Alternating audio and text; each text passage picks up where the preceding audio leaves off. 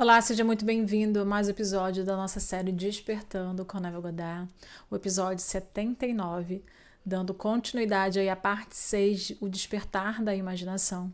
Esse aqui é o canal Mentalidade Une, eu sou a Cristine Costa, terapeuta e facilitadora de processos de despertar.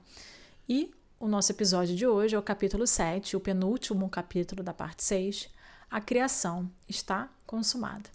Então seja muito bem-vindo, não deixe de curtir o canal, ativar as notificações, pegar sua aguinha, pegar o seu café e sentar para assistir mais esse episódio incrível, mais um capítulo transformador aí da nossa jornada de despertar, tá bom? A criação está consumada. Eu sou o alfa e o ômega, o primeiro e o último, o princípio e o fim. Apocalipse 22, versículo 13. O que foi é agora, o que há de ser já passou, e Deus requer aquilo o que já passou. Eclesiastes 3, versículo 15. Blake via todas as possíveis situações humanas como estados já consumados.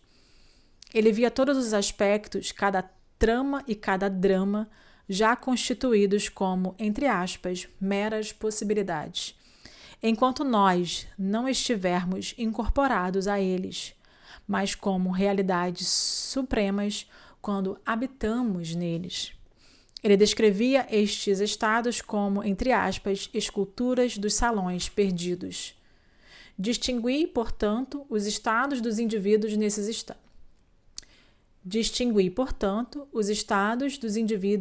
estados.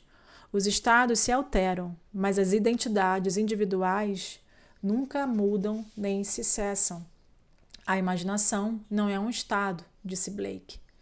Ela é a própria existência humana. Afeição ou amor se tornam um estado quando distinguidos pela imaginação. Dizer o quanto é importante lembrar disso é quase impossível, mas no momento em que o indivíduo perceber isso pela primeira vez, será o momentum mais importante de sua vida. E estar incentivado a sentir isso é o mais alto nível de incentivo que se pode ter.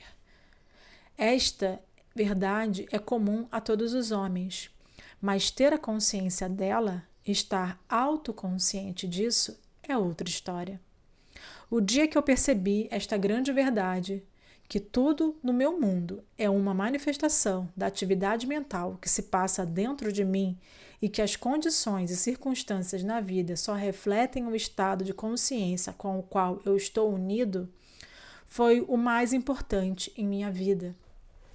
Mas a experiência que me fez ter esta certeza é tão distante da existência comum que por muito tempo eu hesitei em falar sobre ela, pois a minha razão se recusava a admitir as conclusões que eu tive através dessa experiência.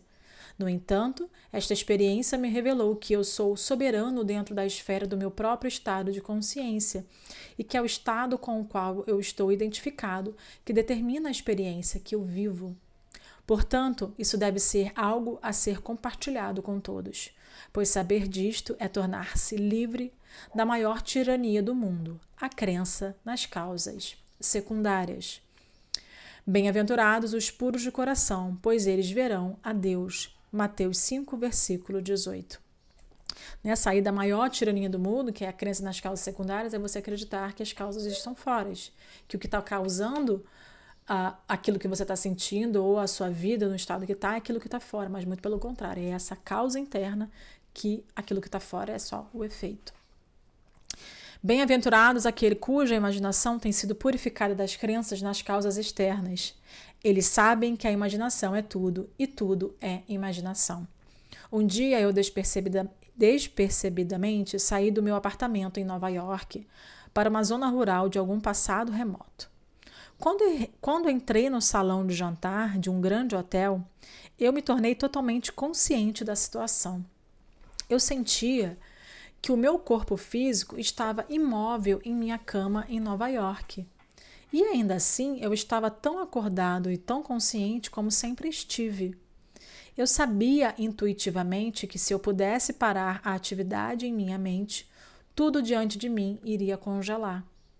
Logo que me ocorreu esse pensamento, veio em mim o desejo de experimentá-lo. eu senti uma tensão em minha cabeça que provocou um silêncio completo. Minha atenção se concentrou tal como o foco de um laser Minha atenção se concentrou tal como o foco de um laser e a garçonete que andava não andou. Olhei pela janela e as folhas que caíam não caíam mais. E a família comendo à mesa não comia mais. Eles que levavam a comida à boca não mais levavam. Então a minha atenção se dispersou, a tensão aliviou e de repente tudo voltou ao que era, seguindo o seu curso. As folhas caíram, a garçonete caminhava pelo salão e a família comia o seu jantar. Então eu entendi a visão de Blake das esculturas dos salões perdidos. Eu vos enviei para colher onde não empregaste seu trabalho. João 4, versículo 38. A criação está consumada. Eu sou o Alfa e o Ômega, o primeiro e o último, o princípio e o fim. Apocalipse 22, versículo 13. Eu sei que tudo quanto Deus fez durará para sempre. Nada se pode acrescentar às suas obras, e nada se pode tomar delas. E isso Deus fez assim para que os homens temam a sua grandeza. O que foi é agora, o que há de ser já passou, e Deus requer aquilo o que já passou. Eclesiastes 3, versículo 14 e 15. O mundo da criação está completo e sua matriz original está dentro de nós. Nós a vimos antes de sermos estabelecidos como homens, e desde então tentamos recordá-la para ativar segmentos da mesma. Existem infinitas perspectivas dessa matriz. Nossa tarefa é obter a perspectiva correta e, ao determinar o direcionamento da nossa atenção, fazê-la acontecer de acordo com o nosso ponto de vista interior. Se pudermos montar a sequência correta e experimentá-la na imaginação, até que ela adquira o tom da realidade, então nós, conscientemente, criamos circunstâncias. Esta perspectiva interna é a atividade da imaginação, que deve ser conscientemente direcionada. Devido a uma série de transformações mentais, nós, gradativamente, nos tornamos mais conscientes dos aspectos de tudo aquilo que já existe. E ao alinharmos nossa própria atividade mental ao aspecto da criação que nós desejamos experienciar, nós o ativamos, o ressuscitamos e a ele damos vida. Esta experiência que eu tive não só mostra o mundo como uma manifestação da atividade mental do observador individual, mas também revela que o nosso direcionamento permite que a nossa atenção salte entre esses momentos eternos.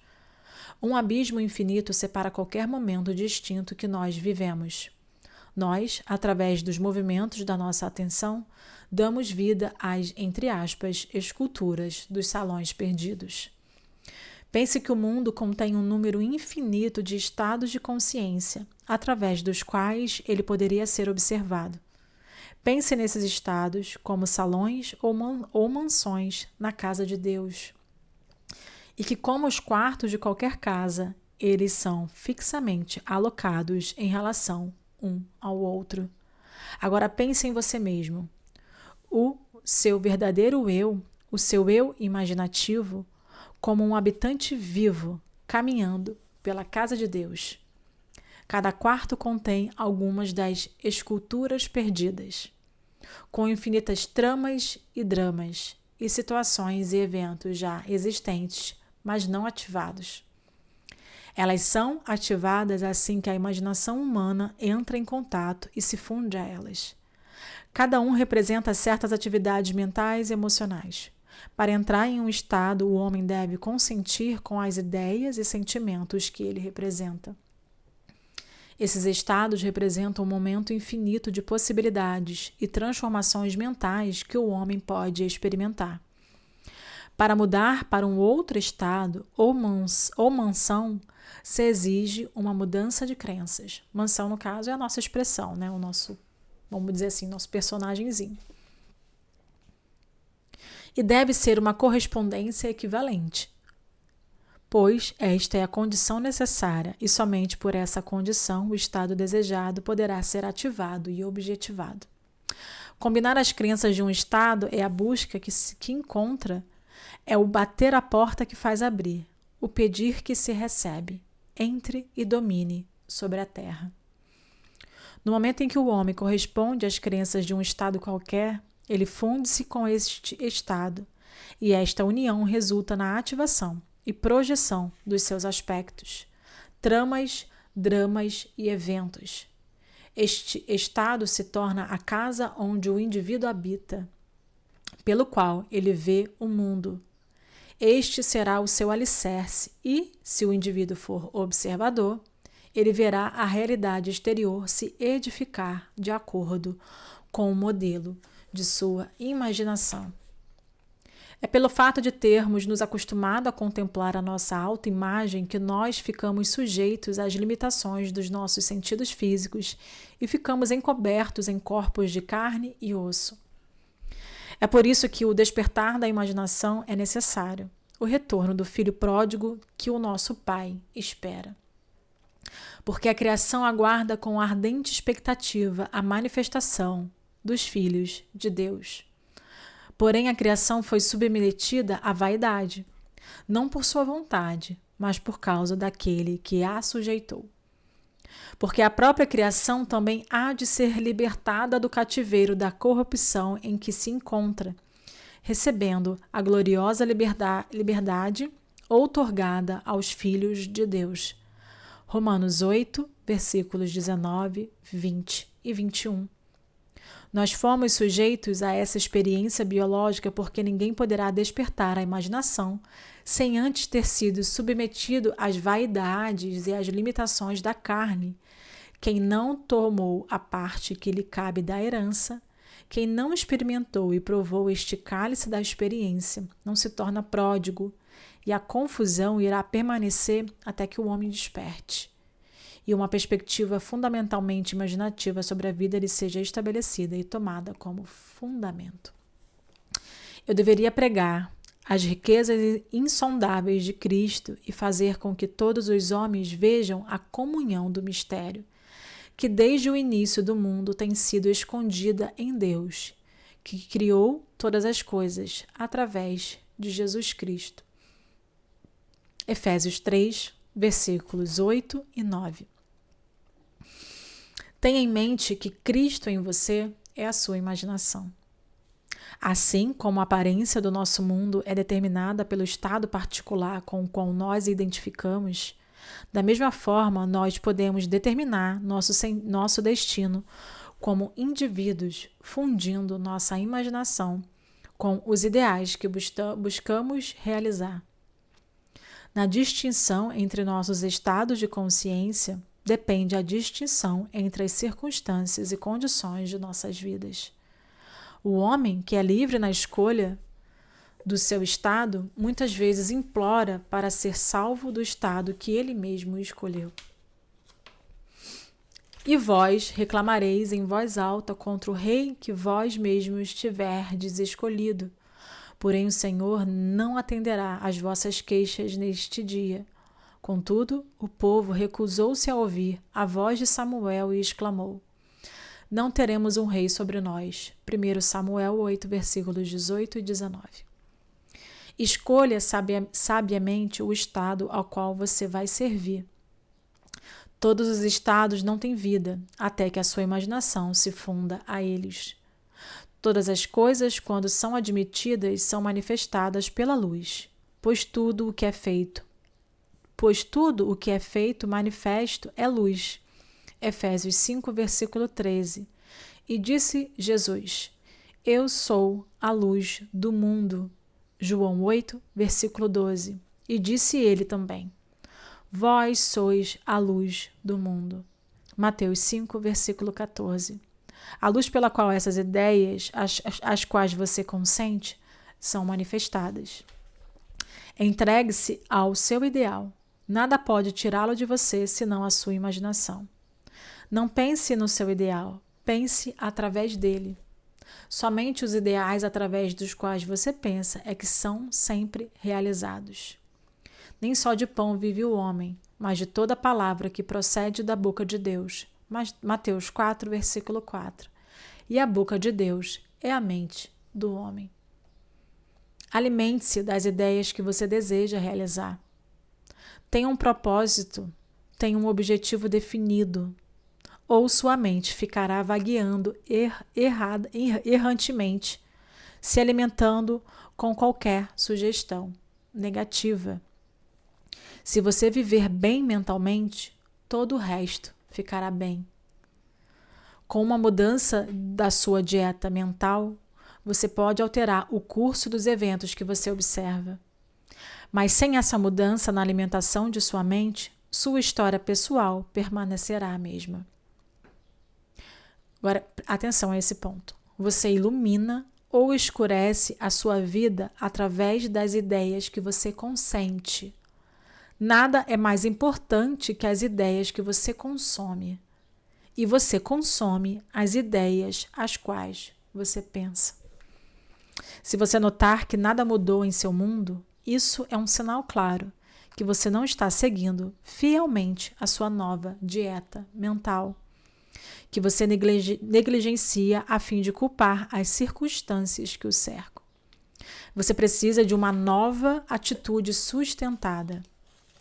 Você pode ser qualquer coisa que você almeja, se você tornar esta concepção atual.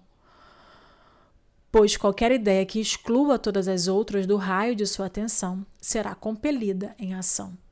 As ideias e hábitos aos quais você recorre constantemente definem o estado ao qual você está fundido. Portanto, treine a si mesmo a ocupar mais frequentemente a sensação do seu desejo realizado. Isto é a magia da criatividade. É a maneira de trabalhar no sentido da fusão com o estado desejado. Sempre é possível passar do pensamento sobre o fim que você deseja realizar para o pensamento através do fim. Peço desculpa porque eu me engasguei.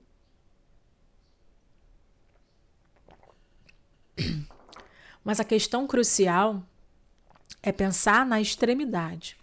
Pensar significa unificação ou fusão com a ideia. Considerando que no pensamento através do fim há sempre sujeito e objeto, o indivíduo que pensa e a coisa que é pensada.